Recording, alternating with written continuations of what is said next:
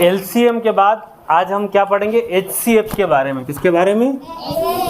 HCF यानी कि महत्तम समापवर्तक। क्या कहते हैं इसको हम? महत्तम समापवर्तक।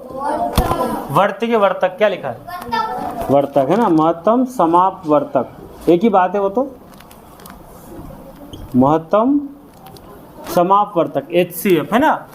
तो इसमें आपने अब इसको है ना, महत्तम समापवर्तक को हम दो प्रकार से निकाल सकते हैं, एक भाग विधि द्वारा और एक गुणनखंड विधि द्वारा। तो आपके लिए बेस्ट रहेगी गुणनखंड विधि। यदि मैं आपसे बोलूं कि 12 और 14 का एचसीएफ होगा, या क्या कहते हैं इसको, मसप, क्या कहते हैं, मसप, महत्तम समापवर्तक, या फिर क्या बोल देंगे, एचसीएफ होगा। 12 और 14 का एचसीएफ कैसे निकालेंगे? किसी को पता है? हाँ, क्या उत्तर आएगा? 2 आ रहा। ठीक है, तो कैसे निकाला? देखो, हम अभाज्य गुणनखंड से निकालेंगे तो इसको अलग अलग निकाल लेते हैं। सबसे पहले ये लिखा 12 और ये लिखा मैंने 14। क्लियर है? आपको नियम तो पता है ना अभाज्य गुणनखंड का? जरा एक बार बोल दो, अपना काम हो जाएगा। सबसे पहले 2 का नियम क्या है, बोलो। नहीं, कहाँ पर? इकाई में क्या दिख जाए? 2। ये अगर किसी संख्या के लास्ट में दिखे तो 2 से लगाना। 3 का नियम क्या बताया था?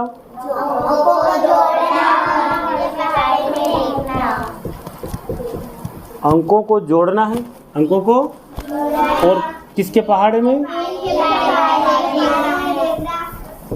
3 के पहाड़े में। यदि आप नए हैं तो पहले उन पुराने वीडियो को देखेंगे तो आपको समझ में आ जाएगा। फिर 5 का नियम क्या बताया था? इकाई में क्या दिख जाए, लास्ट में क्या दिख जाए। अब देखिए यहाँ पीछे 2 है तो मैंने 2 से लगाया, 2 चंग, फिर 6 देखा, और फिर 3 एकम 3। यहाँ देखो आप 4 है तो किससे लगाएंगे? 2 साते 14। अब किससे? 7 से। अब आपको 12 और 14 का एचसीएफ निकालना है तो आप 12 का अभाज्य गुणनखंड 2 गुणा क्या मिला? 3। यहाँ देखो आप 2 गुणा 7। क्लियर? अब आपको इन दोनों में देखना है, जो दोनों के पास, हर एक के पास होगा वही एचसीएफ होगा, हर एक के पास होगा वही। तो देखो एक 2 यहाँ है, 2 यहाँ है। क्लियर?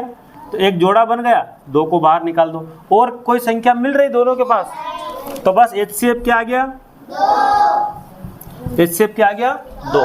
अभी मैं क्वेश्चन दे रहा हूँ, यहाँ पर आपको 12 व 15, आप जल्दी से 12 का तो मैंने निकाल रखा है, 15 का निकालिए, जवाब दीजिए क्या उत्तर आएगा। अब मैंने आपसे बोला 12 15, आपका उत्तर क्या आया? 3 आया। ठीक है, 15 का हम अभाज्य गुणनखंड करेंगे तो पीछे इकाई में 5 है, तो क्या है, 2 से जाएगा। अगली अभाज्य संख्या 3 है, अंकों को जोड़ना, तो 5 और 1 मिला के कितना? 6। 6 3 के पहाड़े में आता है तो बस ये 3 से जाएगा। कितनी बार में? 3 हाँ, 3 पंजे। अब किससे जाएगा? तो 15 का जब अभाज्य गुणनखंड किया तो 3 गुणा क्या मिला? 5। 2 देखो, 2 नीचे वाले के पास में है क्या? ये वाला 2 है क्या? ये 3 यहाँ पर भी है तो 3 जोड़ा बन रहा, तो 3 एचसीएफ। इसके अलावा कोई मिल रहा है क्या दोनों में? तो क्या एचसीएफ आया 12 और 15 का? 3। अब मैं आपसे पूछ रहा हूँ, मैंने यहाँ पर लिखा है 18 और 20। क्या लिखा है? आप एचसीएफ निकालो, 18 और 20 का मसप ज्ञात कीजिए। देखिए अभी क्या लाए आप 18 और 20 का? नहीं, एचसीएफ कितना लाए? 2 लाए। 18 और 20 का एचसीएफ क्या आया? 2। चलिए इधर ध्यान देंगे, अभी आप सीख जाएंगे। 18 का अभाज्य गुणनखंड करेंगे तो पीछे देखा तो 8 और इसको हम लगाएंगे 2 से, तो 2 के पहाड़े में 2 9 में 18। फिर ये 2 से बिल्कुल नहीं जाएगा, इसको हमें 3 से, 3 तिया 3 एकम। अगला नंबर है 20, तो बोलो बेटा पीछे 0 है तो 2 से 2 एकम 2 0। फिर देखेंगे हम तो 2 से 2 पंजे, और लास्ट में अब आप ये बताइए मेरे को, ये लिखा है मैंने 18 और ये लिखा है 20। 18 का क्या अभाज्य गुणनखंड? 2 गुणा 3 गुणा 3। यहाँ चेक कीजिए 2 गुणा। अब मुझे बताइए इन दोनों के पास क्या चीज़ कॉमन है? 2 यहाँ भी है, 2 यहाँ भी है। इसके अलावा 3 नीचे वाले के पास नहीं है, ये 5 ऊपर वाले के पास नहीं है, ये 2 सिंगल रह गया। तो उत्तर क्या आएगा? दोनों के पास क्या चीज़ कॉमन है? 2। 18 और 20 का क्या आया? अब मैं प्रश्न दे रहा हूँ 20, 30 व 50 का, जल्दी से हल कीजिए। 20, 30 व 50 का मसप ज्ञात करो। क्या उत्तर है 20, 30, 50 का? चलिए 30 का निकाल लेते हैं। इधर ध्यान देंगे आप, पीछे 0 है तो हम किससे लगाएंगे? 2 से लगाएंगे। 2 एकम 2, 1 बचा। अब पीछे यहाँ पर 0 है तो 2 से लगा दिया, 2 एकम 2, एक और बचा है, 2 पंजे 10। अब ये जो है पीछे 5 है, ये तो 5 से देते हैं, लेकिन 3 रह गया बीच में। अभाज्य संख्या पहली 2 है, दूसरे नंबर पर 3 है, 5 और 1 होता 6, तो हम 3 से लगाएंगे। 3 है ना, अंकों को जोड़ा, 5 और 1 6, 3 के पहाड़े में देखा तो 3 दूनी 6 होता है, तो 3 पंजे। और ये अगला नंबर है 50। क्या है? 0 देखकर 2 से 2 दूना 4, एक और बचा, 10 बन गया ना, 2 पंजे 10। 5 और 2 कितने होते? 3 से बिल्कुल नहीं जाएगा, 3 के पहाड़े में 7 नहीं आता। 5 से लगा दो। अब हमारा जो आया ना 2 गुणा 2 गुणा 5, यहाँ देखो आप 2 गुणा 3 गुणा 5, यहाँ देखो आप। अब देखो 2 तीनों के पास है, ये 3 संख्या है, ये 20 का है, ये 30 का अभाज्य गुणनखंड और ये 50 का, तो एक सेट तो ये बन गया, बना। इसकी बजाय 1 लिख दो, 3 संख्या हो तो भी 1 लिख दो। अब देखो, अब और 2 है किसी के पास? ऐसा कोई डिजिट, ऐसा कोई अंक जो सबके पास है? देखिए आप 5 तीनों के पास है, तो ये 5 भी क्या लिख दो। अब बताइए क्या बनेगा? तो फाइनली इन तीनों का HCF क्या आया? 20, 30 और 50 का HCF कितना आया? क्या क्वेश्चन समझ में आया? चलिए अब मैं प्रश्न बदल रहा हूँ, बताना आपको है ना। क्या लिखा है मैंने? 60 व, यहाँ पर मैं प्रश्न बदल रहा हूँ, 60 व 75 का मसप होगा। 60 व 75 का मसप निकालो, HCF निकालो। क्या लाए? 60 75 का 15 है ना, देख लेते करके। ये देखो ये 60 लिखा है ना, 0 देख के आप 2 से लगाएंगे, 2 तिया 6, यहाँ तिया दूनी चौ कैसे लिखना है? 0। फिर आप 0 देख कर वापसी 2 से लगाएंगे, 2 एकम, लेकिन एक और बचा है ना हमारा, तो ये क्या बनेगा? ये बनेगा। इधर ध्यान। अब ये पीछे 5 और 1 6 होता, 3 से जाएगा, 3 पंजे, ठीक है। चलो अगला नंबर है 75, 75। चलो किसी से पूछेंगे, ये पीछे 5 है तो क्या मैं 5 से लगा दूं? पहले 2 से ट्राई करा तो 2 बिल्कुल नहीं मिल रहा है, 2 4 6 8 0 बिल्कुल नहीं मिल रहे। 7 और 5 कितने होते? 12, जोड़े तो 12 आए, 3 के पहाड़े में 12 आते हैं, उसके 3 से जा रहा है, 3 दूना 1 बचा, 5 और 2 7, अब 3 से भी नहीं जा रहा। बोलिए क्या उत्तर आया आपका? 2 गुणा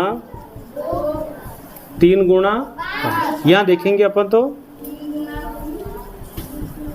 ये है ना। अब यहाँ दोनों में कॉमन चीज, सबसे पहले 2 से बात करते हैं। क्या 2 नीचे वाले के पास है क्या? नहीं है। ये वाला 2 है क्या? ये वाला 3, तो 1 तो 3 बाहर आ चुका है। अब बताओ 5, ये वाला 5 बाहर आ गया, बस। इसके अलावा कोई मिल रहा है क्या? 3 पंजे 15, 3 पंजे 15। क्लियर, समझ में आया? ठीक है, तो HCF क्या हो गया? 15। अब मैंने पूछा 29 व 27 का मसप HCF महत्तम समापवर्तक क्या होगा? तो ये जो लिखा है मैंने 29, अब मेरे को बताइए आप, पीछे क्या है? 9 है, तो क्या 2 से जाएगा?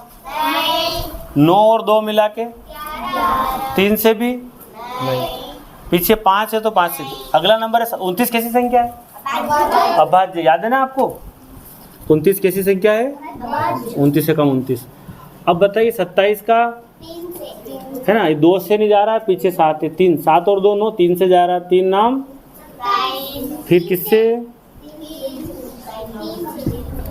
अब ये लिखा आपने 29, 29 का क्या मिला? 29। 27 का क्या मिला? 3 गुणा 3 गुणा 3, यही मिला ना? कितनी बार मिला? 3 बार। अब देखो 29 इसके पास है क्या? क्या 3 ऊपर दिख रहा है क्या? नहीं, लेकिन ये देख रहे हैं आप 1, कुछ नहीं मिल रहा तो फिर क्या कॉमन होगा? क्या बात समझ में आई? है ना, यानी कि कोई कॉमन नहीं मिल रहा तो फिर किसको मान सकते? 1 को। अतः 29 और 27 का HCF क्या आएगा? 1 आएगा। क्या आएगा? 1। जब कुछ भी कॉमन नहीं मिले तो फिर क्या है? 1 आएगा। क्लियर? चलिए अब मैंने प्रश्न बनाया 85 और 102 का महत्तम निकालो। 85 व 102 का महत्तम समापवर्तक क्या होगा? 85 और 102 है ना, तो हम 85 का जब हम अभाज्य गुणनखंड करें, वैसे भाग विधि से भी कर सकते हैं। तो बेटा पीछे 5 है तो 2 से जाएगा ही नहीं। 3 के लिए 8 और 5 होते 13, तो 3 के पहाड़े में नहीं, तो 5 से लगा दो। बोलो 5 एकम 5, लेकिन हम यहाँ 3 छोड़ के आ चुके हैं। 33 बना, 5 साथे 33। अब जो नंबर मिला ये खुद क्या है? अभाज्य संख्या है। क्लियर? 102। अब बताइए बेटा पीछे लास्ट में 2 है, तो 2 पंजे और 2 एकम 2। अब ये देखो 5 और 1 6 हो रहा ना, 3 से जाएगा, तो 3 दूना, गलत बोल रहा हूँ ना मैं, 3 एकम 2 छोड़ के आए थे, और 17 फिर कैसी नंबर है? ये देख लो 17 ही कॉमन मिल रहा है, लेकिन फिर भी आपको ध्यान से करना है। ठीक है, तो आपने लिखा 5 गुणा 17, 2 गुणा 3 गुणा 17। अब बताओ इन दोनों में 5 है क्या नीचे?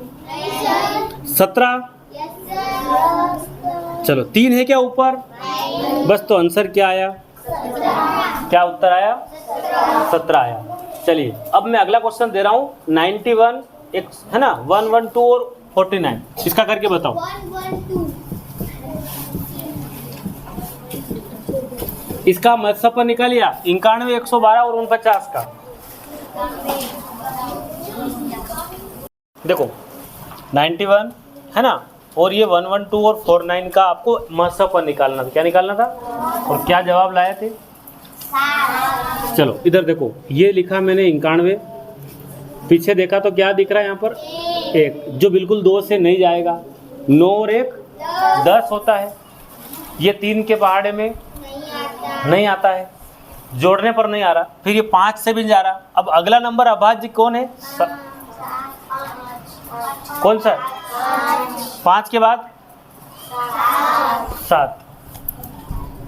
7 एकम कितना बचा? कितना बना? है ना। अब क्या है? 13 अभाज्य संख्या है। उसी प्रकार 112, पीछे 2 है तो 2 से लगाएंगे, 2 पंजे 1 बचा, 2 छंग 12। फिर ये जब 6 है फिर से 2 से लगेगा, 2 दूने 4, 1 बचेगा, 2 आठी, फिर 8 देखा ना आपने, 2 से लगाना है। बोलो 2 एकम, फिर 4 देखा तो आप 2 से बोलो। अब 49, बिल्कुल ये 2 से नहीं जाएगा, इकाई में 2 नहीं है। 9 और 4 मिला के कितने होते हैं? 9 और 4 मिला के 13 होते हैं। 3 के पहाड़े में नहीं आता है, पीछे 5 नहीं है। 7 से अगर लगाएंगे तो ये चला गया 7 से। अब ये आया 7 गुणा 13 गुणा 1, 2 गुणा 2 गुणा 2 गुणा 2 गुणा 7 गुणा 1। यहाँ देखेंगे तो अब देखो 7 यहाँ है, 7 इसके पास है, 7 तीनों के पास है, तो तीनों के पास 7 है तो 7 लिख दिया। और चेक करो 13 है क्या तीनों के पास? क्या 2 है क्या तीनों के पास? नहीं, तो बस उत्तर क्या आ गया? क्या आ गया? 7 आ गया।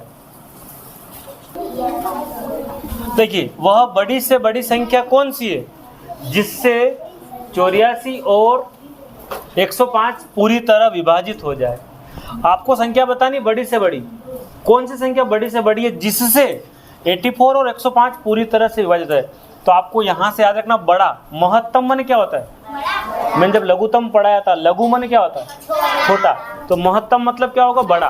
तो आपको यहाँ कहीं नहीं लिखा है कि HCF निकालो, लेकिन आपको ध्यान रखना बड़ा से बड़ा लिखा ना, तो वह बड़ी से बड़ी संख्या कौन सी जिससे 84 और 105 पूरी तरह विभाजित है। तो आप क्या करेंगे, 84 और 105 का आप महत्तम समापवर्तक निकालो, है ना। 84 और 105 का आप महसप ज्ञात करो। देखिए पैटर्न ने चेंज कर दिया मैंने। वह बड़ी से बड़ी संख्या कौन सी है जिससे 84 और 105 पूरी तरह विभाजित हो जाए। तो आप क्या करेंगे, 84 का आपने क्या निकाला, अभाज्य गुणनखंड निकाला। तो बोलो 2 से लगाएंगे, 2 चौक 8, फिर क्या होगा, फिर 2 दूनी 4, 2 एकम 2, 2 और 1 3 हो रहा, किससे लगेगा, 7। ठीक है, अब अगला नंबर 105 है, किससे लगा दूं, 5 और 1 मिला के 6 होता है, 3 से जा रहा है, 3 तिया 9, 1 बचा 3 पंजे। अब किससे, अब इन दोनों में हम देखें तो 2 गुणा 2 गुणा 3 गुणा 7, यहाँ देखो आप 3 गुणा 5 गुणा 7, 2 देखो आप, 2 नीचे वाले के पास है क्या, ये भी 2 नहीं, 3 देखो आप, तो बस एक 3 बाहर आ गया। इसके अलावा आप देखिए 7 दोनों के पास, बस 7 तिया तो 21 वो संख्या है जिससे 84 भी कटेगा और बड़ी से बड़ी संख्या 21 है जो इन दोनों को काट सकती है। क्या क्वेश्चन समझ में आया। देखो प्रश्न क्या बनाया कि वो बड़ा से बड़ा माप बताओ या बड़ी से बड़ी नाप बताओ। ठीक है, एक टंकी में 65 लीटर दूध है, दूसरे में 50 लीटर है और तीसरे में 25 लीटर है। तो आप बड़ा से बड़ा माप कौन सा लाओगे, तीनों टंकियों में कुछ भी दूध न बचे, कुछ भी दूध न बचे। तो ये बड़े से बड़े में आपके दिमाग में ये आना चाहिए, इकाई का सवाल है महत्तम।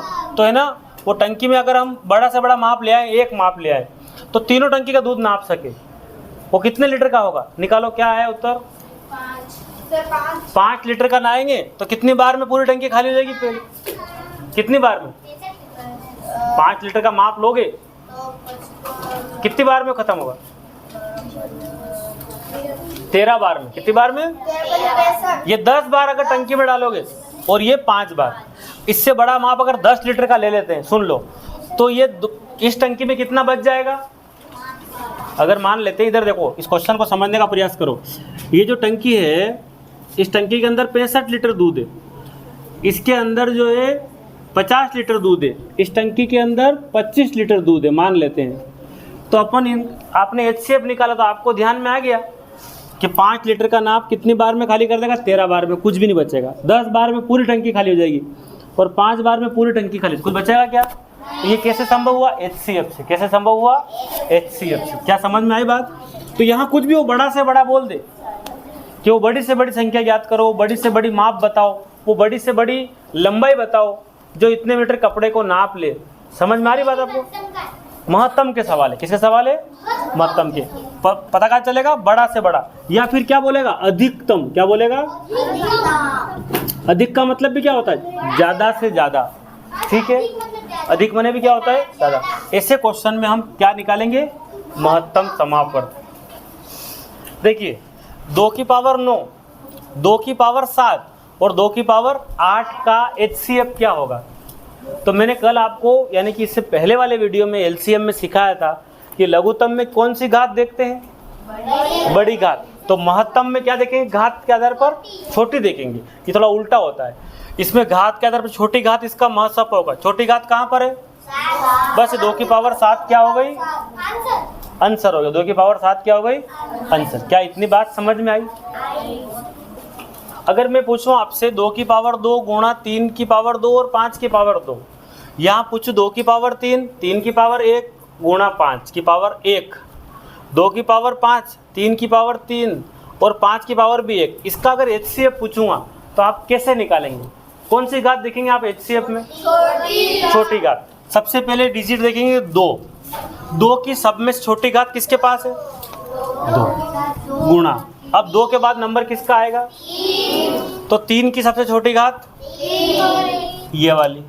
अब रही बात किसकी, तो 5 की छोटी पावर कौन सी, बस ये आ गया महत्सपक। क्या समझ में आई बात, ये महत्सपक घात के आधार पर इससे निकालते। क्लियर है। अब मैं क्वेश्चन पूछता हूँ, का HCF होगा, माइनस में पावर दे दिए, बताइए क्या उत्तर आएगा। पहले बताओ छोटी घात देखेंगे महत्तम में कि बड़ी घात, उल्टा होता ना, हमने LCM में सीखा था। यदि आपने वो पहले वाला वीडियो नहीं देखा हो तो पहले उसको आप जरूर देखें, तभी आपको सारी चीज़ें समझ में आएगी। तो अभी आप अगर इस माइनस को भूल जाएं, इस माइनस को थोड़ी देर के लिए भूल जाए, तो आपको सिखा रखा है कि HCF में कौन सी घात होगी, छोटी की बड़ी, छोटी।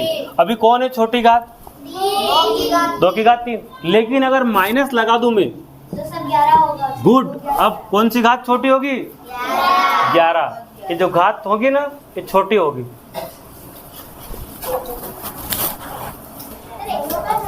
चलिए 7 की पावर -3, 7 की पावर -2 और 7 की पावर 11। अगर मैं इसका HCF पूछूंगा तो आप क्या जवाब दोगे, भले माइनस में लेकिन सबसे छोटा है, सबसे छोटा है, सबसे छोटा है। क्लियर है, ठीक है। देखिए ये मैंने लिखा 1 या ये लिखा 10 और ये लिखा 100। अब बताओ कौन बड़ा है, 100 बड़ा है। अब इसकी पावर यूं तो 1 है, क्या है, अब बताओ अब कौन बड़ा है, ये बड़ा है। अब ये हो गया छोटा। क्लियर, समझ में आ रहा कैसा क्वेश्चन बनाया है। वह सबसे बड़ी लंबाई बताओ जो 24 मीटर, 32 मीटर और 44 मीटर कपड़े को पूरा नाप सके। हल कीजिए। सवाल लघुत्तम का है कि महत्तम का, कहाँ से पता किया, तो बस आपको एक स्केल लानी है। बड़ी से बड़ी कौन सी स्केल लाओगे, पूरा कपड़ा नाप लोगे, 3 ही कपड़े। क्या आया, 4 आया, गुड, सही है। देखो 4 से कटेगा ना, 4 छंग 24, 4 आटे 32 और 4 से 11 बार में, बिल्कुल सही है। प्रश्न है, वह बड़ी से बड़ी संख्या बताओ। बड़े से आपके दिमाग में आ गया कि क्या निकालना है, बताऊं, जिससे 39 और 84 में भाग देने पर प्रत्येक दशा में 3 शेष बचे। ऐसे क्वेश्चन हमने LCM में भी करे थे, लेकिन LCM में क्या था कि हमने इन संख्याओं का अभाज्य गुणनखंड करने के बाद जोड़ना था। अब यहाँ क्या होगा, अगर इस प्रश्न बड़े से बड़े में तो आप पहले से कम कर दो, पहले से। सुनिए 39 माइनस में कितना, 3, कितना बचेगा, 36। 84 में से भी 3 कम कर दो, 81। अब आप 36 और 81 का अभाज्य गुणनखंड करके क्या निकालोगे, HCF। अभी निकालो, अभी उत्तर आएगा आपका, निकालो। पहले से कम करना, क्या समझ में नहीं आया है ना, अब समझ आ गया, सही उत्तर। क्या उत्तर आया, 9 उत्तर आया। ठीक है, देखो कैसे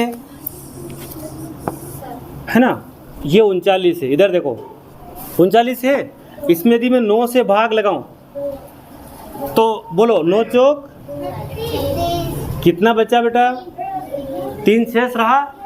सुनिए अगला क्या है, 84, इसमें 9 से भाग लगाओ, 9 कितना बचा नीचे। क्या क्वेश्चन समझ में आया, ये इस प्रकार के प्रश्न थे। ठीक है, वह बड़ी से बड़ी संख्या बताओ जिससे 21, 39 और 48 में भाग देने पर प्रत्येक दशा में 3 शेष बचे। इसी पैटर्न से हल कीजिए। सवाल को 2 बार पढ़िए, 3 बार पढ़िए, अच्छे से पढ़िए, फिर हल करने का प्रयास कीजिए। क्या उत्तर आता बताइए।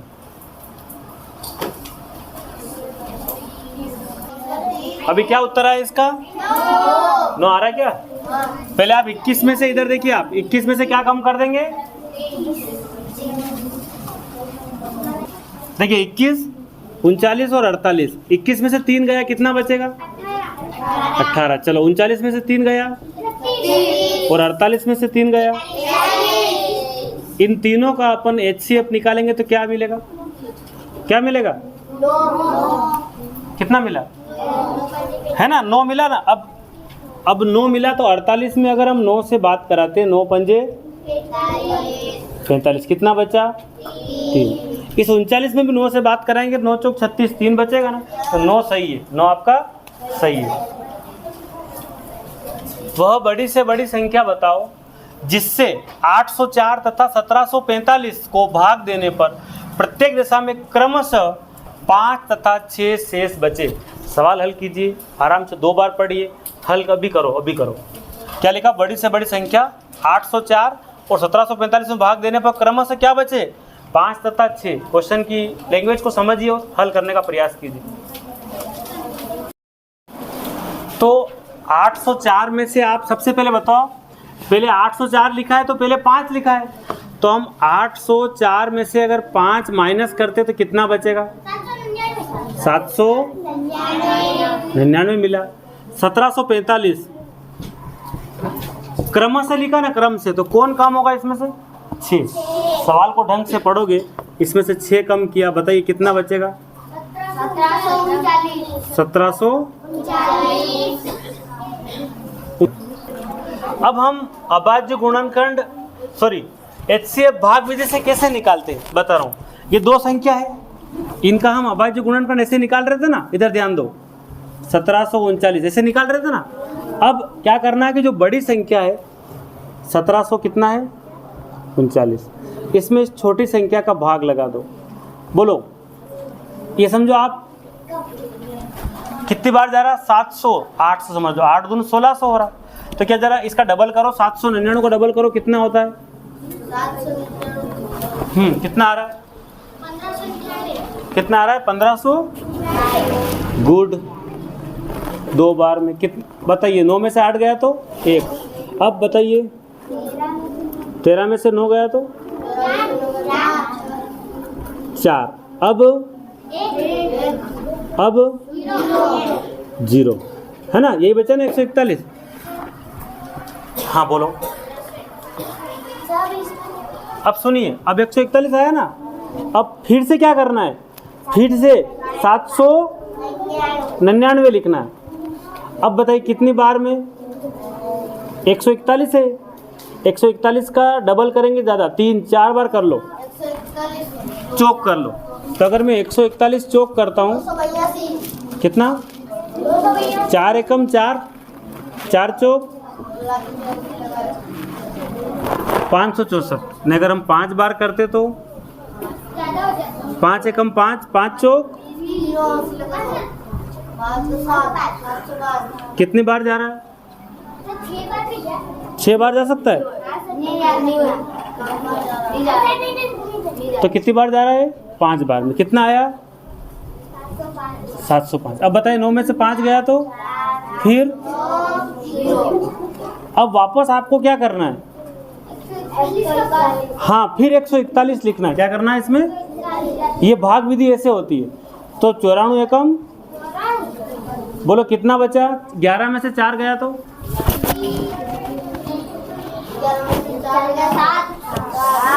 7। यहाँ कितना रह गया? 13 में से 9 गया तो 4 है ना। क्लियर? यहाँ तक समझ में आया? अब वापस भाग लगाना किसका? जो 0 लाएगा वही हीरो है, जो 0 लाएगा वही। बोलो 47 के पहाड़ में 94 कहाँ आता है? 2 बार में। तो अपना उत्तर क्या है? जो 0 लाया वही हीरो है। तो इसका क्या उत्तर आएगा बेटा? 47। क्या आएगा? अब मैं भाग विधि से भी सिखा रहा हूँ। कैसे सिखा रहा हूँ? क्या सवाल समझ में आया? ये 47 उत्तर है इसका। अब सवाल क्या है?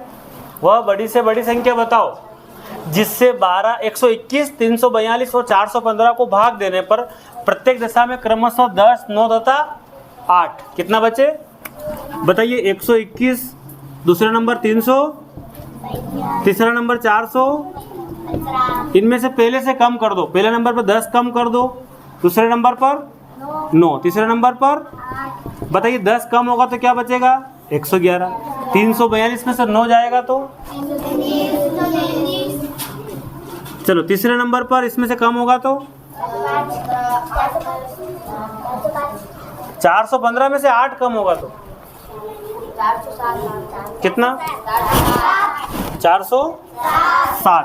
407। अब हम इनका अभाज्य गुणनखंड न करते हुए भाग विधि से सवाल हल करते हैं। मेरे को ये बताइए सबसे पहले इन तीनों में कौन बड़ा है? ये लिखा है मैंने 407। क्लियर? इसमें छोटा, अब इससे छोटा कौन है? इससे भाग लगाओ, कितनी बार जाएगा? एक बार। 3 3। बताइए मेरे को क्या बचेगा? 4। यहाँ 10 में से 3 गया तो यहाँ 0। अब आप क्या करेंगे? सुनिए, चुमोत्तर तो लिखा है, वापस क्या लिखेंगे?